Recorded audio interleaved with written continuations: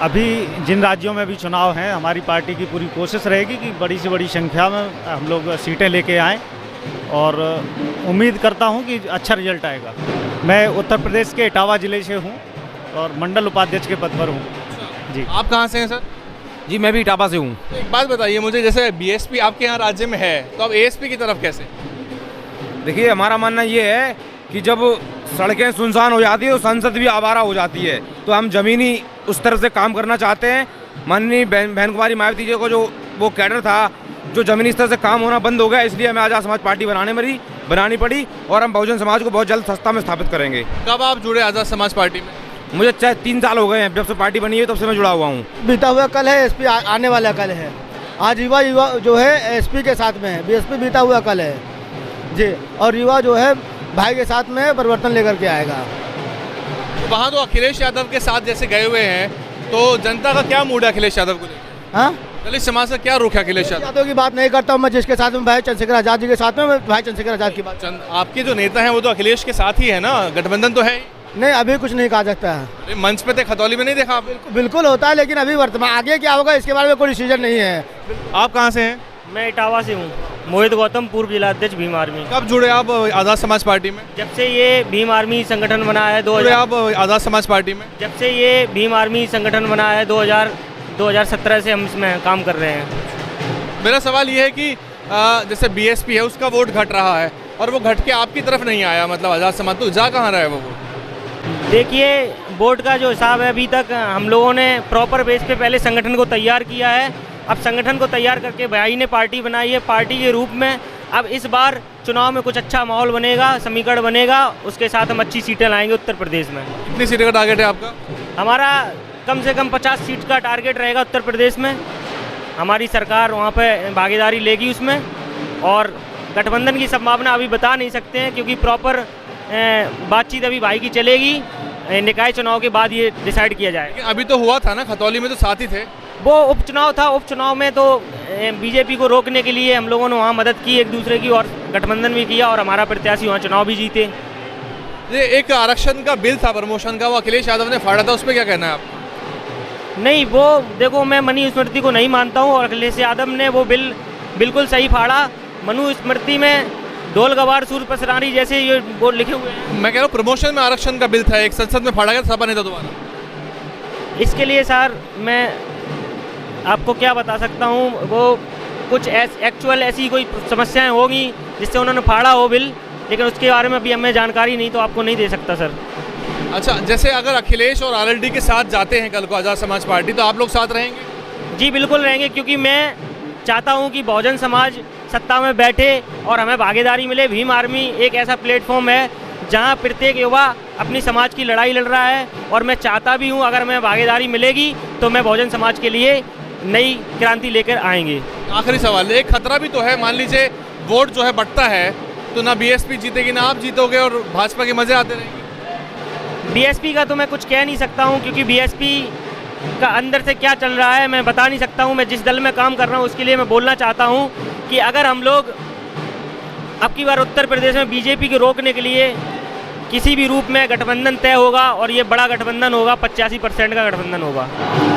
Sir BSP में देखिए कि अगले चुनाव में बीएसपी के लोग अब नहीं पसंद करना चाहते। अगले चुनाव में एक सीट बीएसपी की निकली थी, अब चंद्रशेखर युवाओं के धड़कन हैं चंद्रशेखर भाई, तो चंद्रशेखर भाई को हर लोग लाइक करते हैं और युवा को हर लोग पसंद करते हैं।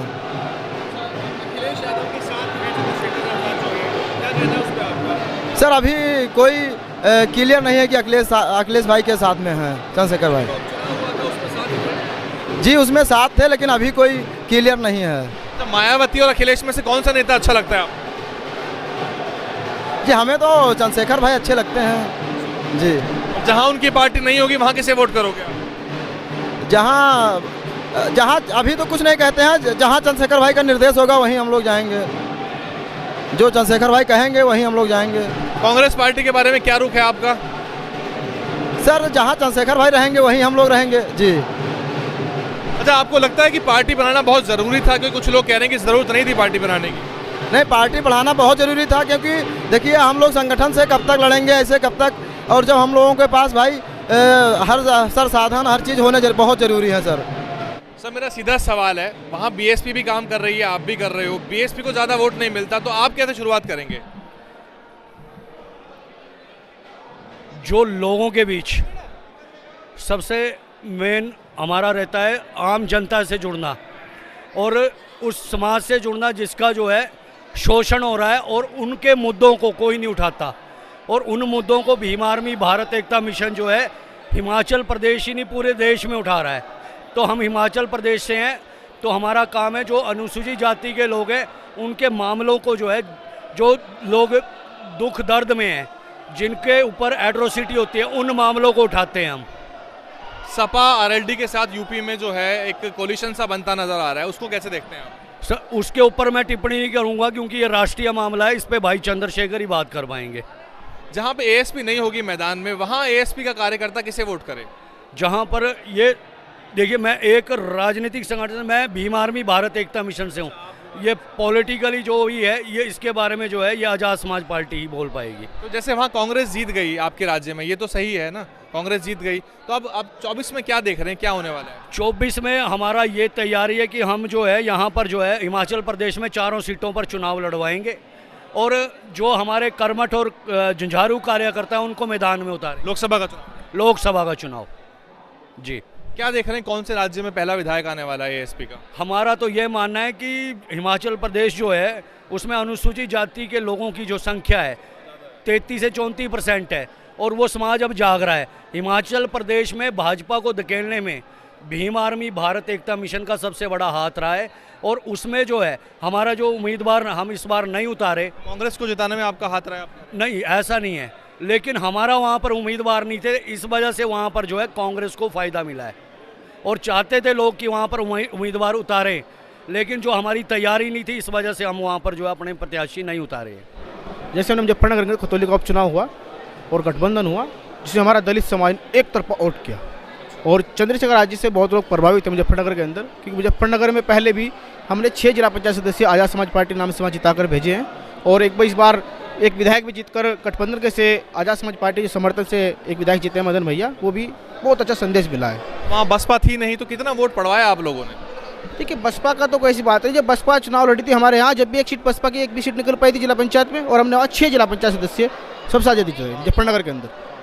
हाँ, और खतौली में बसपा को ऐसा प्रभाव में लगा नहीं कि समाज दलित समाज ने भी एक तरफा रुख बना लिया है कि चंद्रशेखर आज़ाद एक उभरता हुआ नेता है, वो उसे अपना भी रहे हैं और बहुत आगे से आगे बढ़ाने का काम भी किया जा, क्योंकि जो मुद्दे हमारे बहन जी के जो मुद्दे थे वो मुद्दों से काम हो गए। जो मैंने और काशीराम ने सपना देखा था कि 1585 बनाम, आज वो 1585 को भूल चुके हैं, लेकिन अब चंद्रशेखर आजाद जी ने फिर 1585 का बीड़ा उठाया कि 85 समाज SC ST OBC माइनॉरिटी समाज को एक साथ एक प्लेटफॉर्म पर लाने का काम किया जा रहा है और बहुत तेज़ी से काम हो रहा है। मुजफ्फरनगर के अंदर हमारे जिले में 6 विधानसभाएं पड़ती है और 704 गाँव पड़ते हैं। वो बहुत एक अच्छा संगठन वहाँ पर उभरा है और बहुत लोगों से वहाँ पर पकड़ भी हो रही है समाज के अंदर और लोग चंद्रशेखर नेता मान भी रहे हैं। अभी निकाय चुनाव होंगे, वो लड़ेंगे आप? हाँ, निकाय चुनाव में पूरी वहाँ हमारे यहाँ 11 निकाय चुनाव है, उनमें सब चुनाव लड़ा जाएगा। इंडिपेंडेंट लड़ेंगे या फिर इस गठबंधन का हिस्सा बन के लड़ेंगे? गठबंधन का हिस्सा बन के भी जो भी बात होगी, जैसे भी कुछ होगा, लड़ा जाएगा।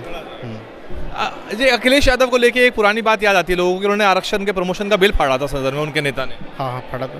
तो दलित समाज कैसे देखता है, साथ जा रहे हैं आप उनके? देखिए, दलित समाज तो सिर्फ चंद्रशेखर आजाद जी के साथ है, जहाँ चंद्रशेखर आजाद जी जाएंगे वो तो उनके साथ है। गठबंधन के साथ तो जो गठबंधन हुआ है उससे एक मजबूती होती है कि किसी न किसी जो केंद्र में बैठी है ये भाजपा सरकार, सत्ता में जो चूर है, नशे में चूर है, इसको इससे हटाना है, किसी न किसी तरह हटाया जाए, तो गठबंधन के माध्यम से हटाने का काम किया जा रहा है। बीजेपी को हटाने की आप? बिल्कुल, बीजेपी के लिए। तो मेरा सवाल एक और निकल के आता है इससे कि आप सब लोग तो कभी बसपा के समर्थक रहे होंगे किसी ज़माने में, कब जुड़े थे आप पार्टी से? मैं 2016 से कार्यकर्ता हूँ। बसपा से क्या दिक्कत लगी आपको? या आज एक जनरल बात पूछ रहा हूँ कि यूपी में जो आज़ाद समाज पार्टी की तरफ लोग जा रहे हैं उन्हें क्या दिक्कत नजर आ रही है? दिक्कत ये आ रही है, देखिए, हम बहन जी से कहते नहीं, लेकिन जो हमारे उनके पदाधिकारी हैं या कार्यकर्ता हैं, जो भी लोग हैं, कोऑर्डिनेटर है, जो भी जिला अध्यक्ष है, कहीं पर भी अत्याचार होता है वो लोग वहाँ पर पहुँचते नहीं। आप देखते होंगे कि देश के अंदर कहीं पर भी जुल्म अत्याचार होता है, किसी गरीब पिछड़ा मुसलमान किसी भी जाति के साथ होता है, वहाँ चंद्रशेखर आजाद जी सबसे पहले पहुँचने का काम करते हैं, उनके कार्यकर्ता भी रोज़ वहाँ पर पहुँचने का काम करते हैं। इसलिए सबसे बड़ा जो देश के अंदर चंद्रशेखर जी को जुड़ने का प्रभाव हमें लगा कि चंद्रशेखर जी एक अच्छे व्यक्ति हैं और लग रहा है कि एक उभरते नेता हैं, तो हम सब लोगों ने इस छोटी सी उम्र में आज़ाद समाज पार्टी का हाथ थाम लिया। ऐसा तो नहीं कि आपको बड़ी पार्टियां इस्तेमाल कर ले रही हो, मतलब अखिलेश यादव को चेहरा चाहिए और चंद्रशेखर आजाद लोकप्रिय हैं तो उनको इस्तेमाल कर रहे हैं, कुछ दलित वोट बदले में क्या मिलेगा आप? नहीं, ऐसा कुछ नहीं। आप आपको बदले में क्या मिलेगा, मेरा सवाल है। हम तो चंद्रशेखर राज्य के साथ हैं, बिल्कुल उनके साथ है हर। हाँ, उनके ऊपर विश्वास है, और विश्वास ऐसा नहीं जैसा विश्वास कभी मान्यवर काशीराम पर लोगों ने किया था, ऐसा विश्वास हमें चंद्रशेखर राज्य पे है, क्योंकि उनके मिशन को लेकर जो काशीराम जी को मिशन अधूरा रह गया था, उस मिशन को लेकर चंद्रशेखर राज्य हमारे बीच पहुंच चुके हैं। अभी तक का जो रिकॉर्ड रहा है, आपको जो वोट मिल रहे हैं 1500 के रेशो में मिल रहे हैं, कहीं ऐसा तो नहीं कि आपकी बात भी ना बने और बसपा का भी काम खराब हो जाए और बीजेपी के मजे आ जाए? नहीं, चलो हम मानते हैं, अगर आपको लग रहा है कि हमने उत्तर प्रदेश में 35 सीटों पर चुनाव लड़ा, हमने सिर्फ 35 सीटों पर चुनाव लड़ा, बाकी सीटों पर किसी ने चुनाव लड़ा, 403 सीट थी, उन बाकी सीटों पर बसपा की जमानतें जब्त रही। हम वहाँ पूछ रहे थे ऐसा क्यों हुआ।